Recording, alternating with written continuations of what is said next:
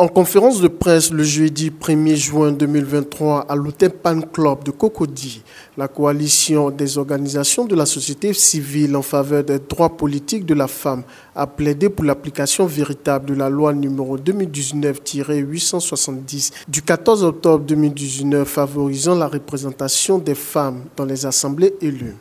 Partant du constat du faible nombre de candidatures féminines présentées par les partis politiques à la faveur des prochaines élections régionales et municipales, Tanou Kadi, au nom de la coalition, a dénoncé cette insuffisance.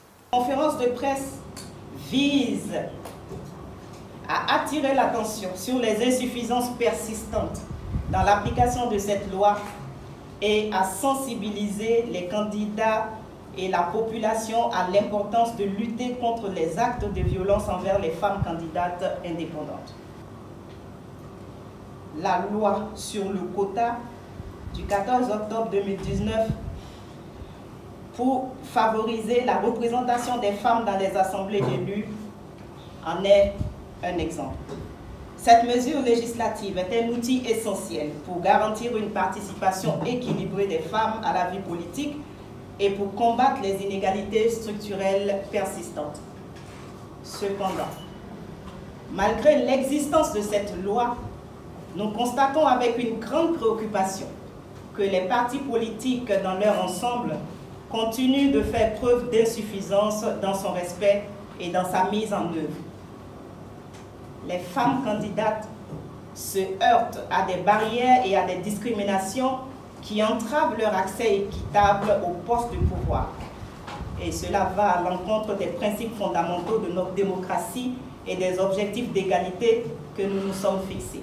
La coalition des organisations de la société civile en faveur des droits politiques de la femme a ensuite fait des recommandations aussi à l'endroit de l'État de Côte d'Ivoire que des partis politiques.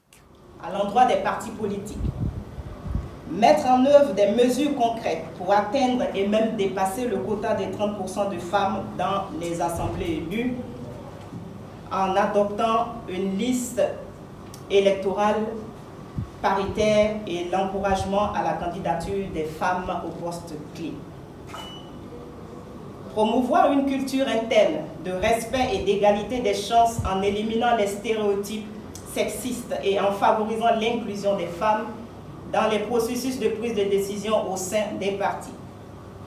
Encourager la participation active des femmes dans la vie politique en leur offrant un soutien financier, logistique et moral lors de leur campagne électorale. Et nous avons une recommandation spéciale pour les partis politiques. Respecter le droit des femmes de se présenter en tant que candidate indépendante si elles le souhaitent, en évitant toute mesure discriminatoire et restrictive, puis assurer leur sécurité dans le processus électoral. Des sanctions ont été également proposées. Cette conférence est pour dénoncer une injustice, d'abord. C'est fait. La deuxième chose à prendre en compte, c'est de parler de l'insuffisance de la loi. Elle est insuffisante. Et vous avez mis le pied dans le plat. Effectivement, les sanctions dissuasives n'existent pas. On peut aller jusqu'au rejet de liste électorale si le quota n'est pas respecté. Deuxième chose au niveau des sanctions, ben oui, les sanctions pécuniaires. Il faut imposer à ces partis politiques le fait de payer une taxe. On doit définir une taxe qui va être imposée à ces partis politiques. Et puis évidemment, donc, en dehors de rejeter les listes de cela, le dernier point sur lequel je voudrais dire au niveau des sanctions, évidemment, ce ne sera pas droit à ce à quoi ont droit les partis politiques normalement dans notre pays lorsqu'il y a des campagnes. La coalition des organisations de la société civile en faveur des droits politiques de la femme regroupe 9 organisations de la société civile. Elle est née en 2023.